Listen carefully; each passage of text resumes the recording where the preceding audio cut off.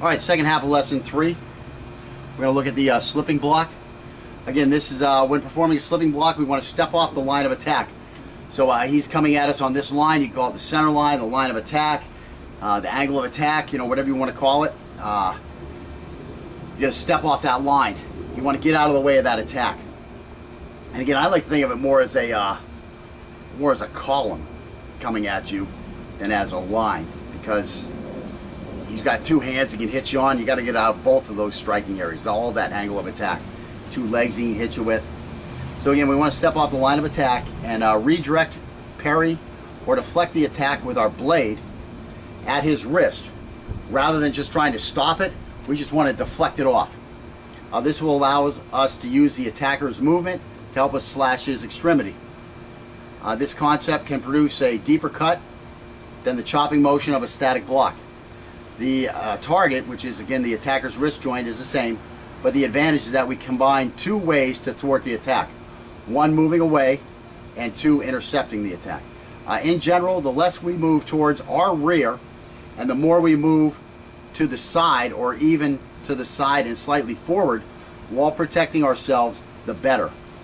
Maneuvering in this manner will make it easier to flank or take the rear of the threat, where we will be able to attack with much less chance of being injured. Again, you know, I can get you here real easy. It's harder to get you here, and it's very hard to get you back here, especially with a knife, which we're assuming in this case that the guy has a knife.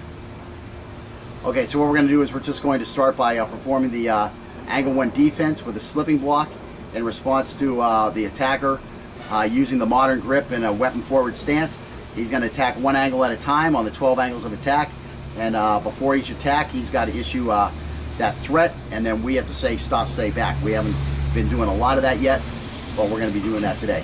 And then we're going to do that again with angle 1, angle 2, angle 3, and angle 4 defenses, and then we'll go through them one more time, doing whatever we want on each attack. And so in other words, trying to do the best defense for each attack. And then we'll do that again with the Chinese, and then we'll do that again, the exact same things with a Chinese grip in a weapon back stance. So we'll see a couple of different ways of having that knife come at us that we can defend these different ways. And again, we're going to do that against both a left-handed attack and a right-handed attack for both of those. And we'll show you some video footage of that. Okay, so we're going to do that slipping block. Again, all we're trying to do is we're trying to get familiar with the movement, get some muscle memory going, and that's basically it. We aren't worried about perfect blocks here. We aren't worried about lightning fast movement. We're just worried about performing the skill, getting the feet moving and the hand moving at the same time. Okay, so now what you're going to do is you are going to say, I'm going to kill you, and I'll say stop, stay back, way Chinese. You want to do your angles from one spot, and you're going to just start with angle 1, work your way through angle 2, angle 12. I'm going to kill you, stop, stay back. That's all I'm doing. Just step inside and chop, and you notice this thing's coming right back to where it started. And angle 2. I'm going to kill you, stop, stay back. Again, just stepping out the side, pushing that thing to the side. And I'm going to kill you, stop, stay back. Now you don't attack till I finish my stop, stay back. And then that means I'm ready. And then you can attack any time after that. But let me finish it before you go, just so we get into that, that training. I'm going to kill you. Stop, stay back. See how high I got to the side? I got higher that time, came down, pushed it away, and you've got to try to get me with your angle. Okay, so I'm forcing to do it for you. Stop, stay back. I'm going to kill you. Stop, stay back. I'm out of the way. Just getting out of the way. The slipping block, like I say, there's two ways to avoid the attack. One by intercepting, one by moving and avoiding. So whatever you use to avoid the attack, that's great. I mean, I'm wanting to try to get on this thing, but my movement is good enough to keep you away. I'm going to kill you, stop, stay back. See, bam, right out, right back. Bam. I'm going to kill you, stop, stay back. Right? Yeah. And again, you'll wind up hitting this guy a lot with this knuckle, and that's why you need the pads. He takes 100 hits on that radial bone right by that radial artery, and it's going to be real tender at the end of the day. So wear a pad, and And again, you want to be smacking these things. We're not, we're not playing nice here. We're trying to act like we're actually cutting here. Now, if I hit him with my knuckles first and then slash that blade across there, is there a problem with that? No, there's no problem whatsoever. What that means is I have a larger area to intercept that attack with. I have a big knife, then I have an even bigger area. If you want to carry a big espada or something like that. Many people ask, what should I be looking at when I'm doing this, on the defensive thing? Well, this is my problem right here. This is a knife. Okay, I can't stare right at that knife. I have the old karate habit of looking at the eyes a little too much. I first line up, I'll look at those eyes, and then sometimes I'll bring that down. My peripheral vision's pretty good. I've done that for a long time, so sometimes I'm still okay looking here. But I mean, the movement's going to start over here somewhere. So if you're looking more here, you're going to have a better chance to see everything. And this guy's going to maybe wonder what the hell you're looking at. Instead of looking at his eyes while he's talking to you, you're looking down here. That could work out well in that you're not giving him an aggressive response to what he's talking to you about, and thus he'll think that you're a more subdued person, and he won't feel he has to attack you.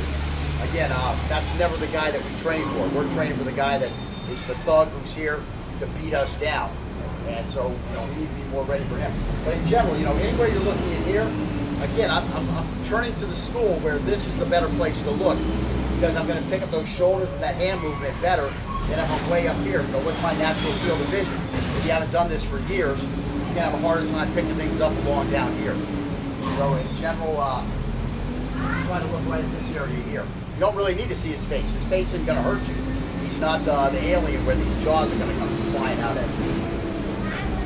That's for my, what are those people called? What are they called? No, these guys are all worried about these people attacking them. The zombies, yeah, that's for the zombie guys out there. Not the apocalypse. They got like a whole subculture now. These people that are like zombie, attack, zombie this and that. There are no zombies. Zombies are never coming to attack you. Okay? Just let me quell your fears. Zombies are never coming to attack us. It's physiologically impossible. The body deteriorates. The nerves won't talk to each other. Get over it. The problem is we're going to run out of crude oil. That's what the problem is. You want something to worry about at night? Worry about that apocalypse. Mass starvation. Watch the movie Crude Awakening. That's what you need to worry about. Okay, I digress. Okay, so you're coming up, what, a 70? You're coming at 8. I'm going to kill you. Stop saying that. Again, I'm out of the way of that thrust, and I'm slashing down on that wrist. I'm going to kill you. Stop saying that. I'm going to kill you. Stop saying that. I'm going to kill you. Stop saying that. I missed that one, but that's the beauty of the movement. If you're out of the way, the knife's not going to get you. If I can slash him, that's great. If I can't, well, I didn't get cut, and that's what we're really worried about, is getting cut. I'm also off to the side where he's going to attack by me, and now I'll have him flanked. I mean, he's using a nice controlled attack because he's been over here hitting on the cutting board or the cutting dummy, practicing a nice controlled attack.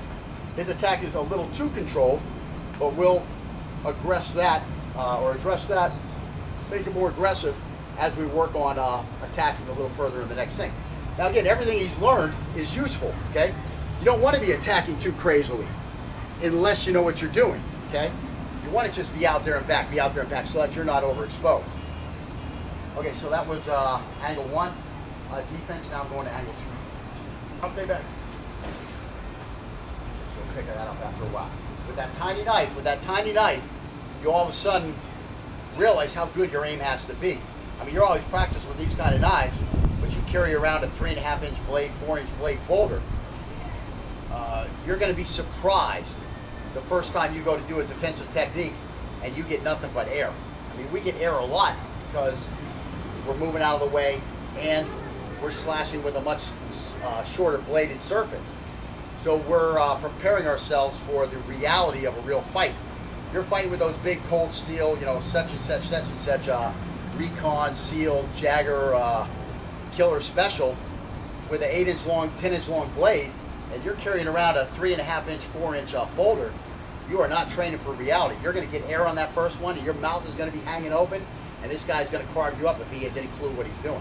So again, you have to train for the realities of what you're going to experience out there. If you carry around a short little blade, don't train with a big long trainer. It's just not practical. It's not realistic. Gonna kill you. Stop, stay back. That's it.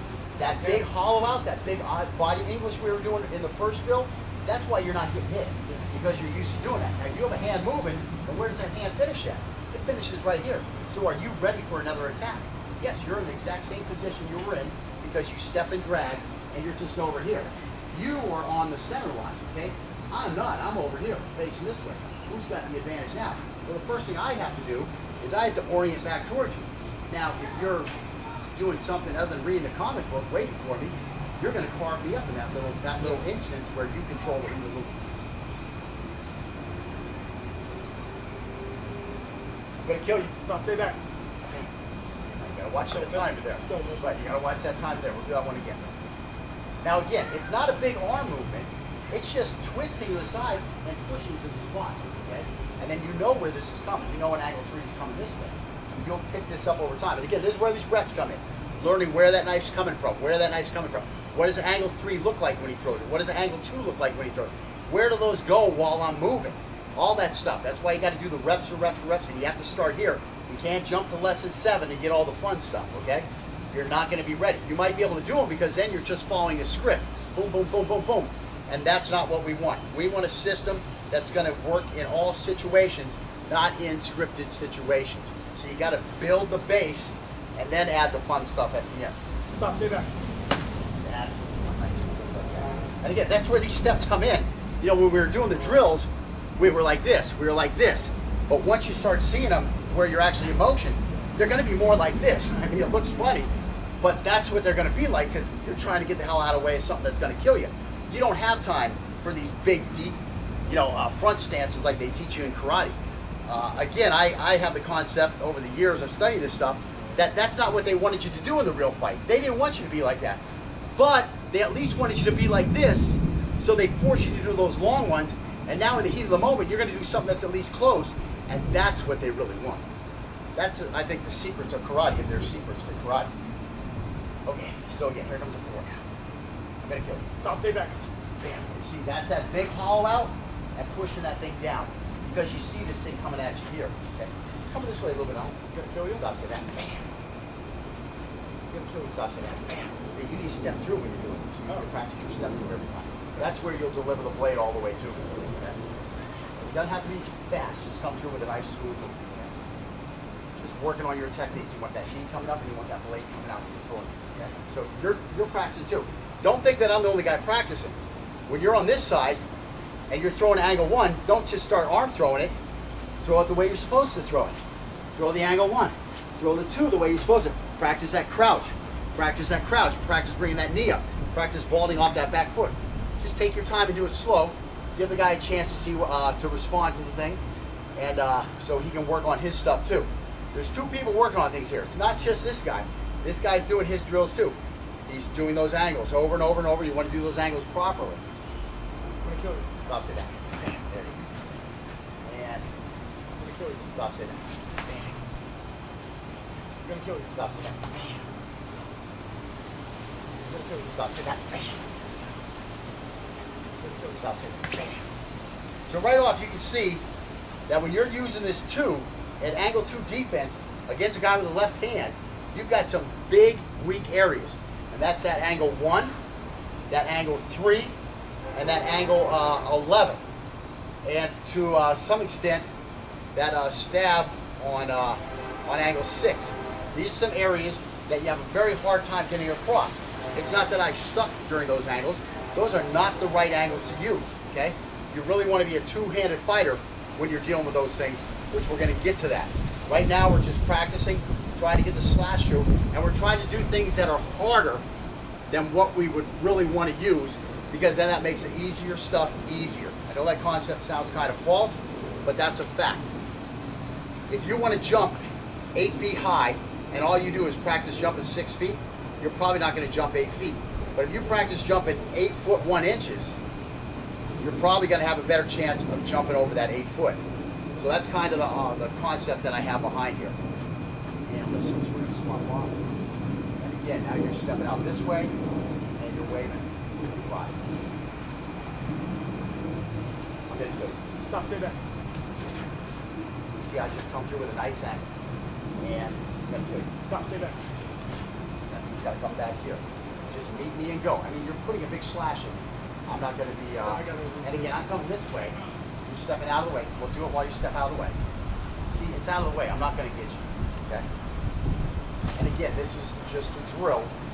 When we actually do this, the second hand's gonna be coming out also once we're sure where that blade is. And that's gonna be the follow-up to where we can now finish our techniques. And I'm gonna kill you. Stop, stay back. I'm gonna kill you. Stop, stay back. That's what I want.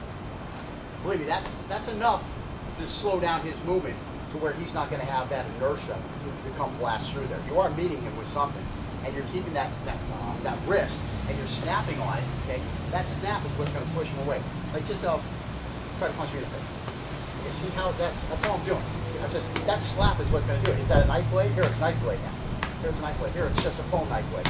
Actually, try to touch that to my nose. Okay, go again. Okay, so you are getting it. Okay, so that's all it takes. It doesn't take a lot. Now go to my nose one more time. Bam. Now see how that worked out. So that's all you got to do. Take your time, slap across it, and you're out of the way. Now you're going to be fine, and you're locked and loaded for your next shot. I'm going to kill you. Stop, stay back. Hit me, hit me.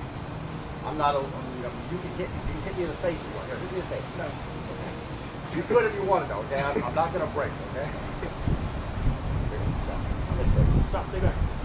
That's what I want. That's what I want. Pretend you're actually cutting. You get that vision in your mind that you're chopping my hand right off at the wrist. Okay? You get that big knife like I use, and you come slapping it on somebody. If you're lucky enough not to hit any bones, that hand's going to be halfway off. This guy ain't playing no more. That first defang of the snake, that's what we're really worried about here, is we're training in that defang of the snake. If you hit the right spot with the right cut, this fight is over. He can't fight with half of his wrist, with his wrist cut halfway through. It's not going to happen. He's done. The fight's over with one cut. Now you better get those finishing cuts in quick enough before they're able to pick up that his hand is falling off, so that you're justified in doing so. I exaggerate a little bit, but Disclaimer. yeah. You will go to jail. You could go to jail for that. I mean, in the heat of the moment, there's no way to know that you had that effective of a cut. Okay, so let's see. Where am I at? I'm on a, because Stop, stay back. it's great for a 9. I'm going to kill you. Stop, stay back. It's great for a 10. I want to kill you. Stop, stay back. Doesn't work too well for an 11, but you did a good shot. You got me right there on the thumb. And then you wish I had my pad in the right spot. And you going to kill you? Stop, stay back. Great. That's what I want. That bang like that, like a hammer. Okay, and switch off. Now I'm going to a 3. So again, I got to move out here, and I got to use a lot of body English to get that elbow to the right spot to where I can somewhat perform this angle 3 defense. And I'm going to kill you. stop so back. What's that? Was it a 1? That's 2. So it gives me the hardest angle first. I'm lucky I'm this kind of guy mover. Give me a 1 now. I'm going to kill you. Stop so back. And again, a lot of this, I'm just out of the way. I'm trying to get some blade on there. I'm going to kill you. Stop so back. I'm going to kill you. Stop so back. Okay, now this is a slash across here. That's what we're trying to do. Let's do that one more time. I'm going to kill you. Stop so back. I'm going to kill you. Stop so back. Okay, now give me a 4. I'm going to kill you. Stop so back. That one I really got to hollow out on. I know what's coming, so that makes it easier. But you really got to hollow out on that one. Again, it's not made for that. This is a zone 3 defense against an angle 4. These don't work. Okay. Stop so back. I'm going to kill you. Stop so back. Again, having this hand up here is critical. When you miss. I'm going to kill you. Stop so back. Stop so back. And where are we at? Yeah, stop so back. I gotta get onto that blade there. Stop so back. Stop today. Ooh. Dog use some of these angles. Okay, let's try it. Give him something. Stop today. You know what? Stop today. And again, is that the exact angle for that? It is if you're a zone 3 guy. Okay, and then again, give me that 12. Stop today. Again, don't worry about getting slashed. Worry about your comfort level. And again, some of these aren't going to work. You can try them and try them and try them, and you're going to find that the only way to make it work is to get the hell out of the way. That's part of the job here. That is one half of the job. Two hands he can hit you on. You got to get out of both of those striking areas. All that angle of attack. Two legs he can hit you with. So again, we want to step off the line of attack and redirect, parry, or deflect the attack with our blade at his wrist. Rather than just trying to stop it, we just want to deflect it off. This will allow us to use the attacker's movement to help us slash his extremity.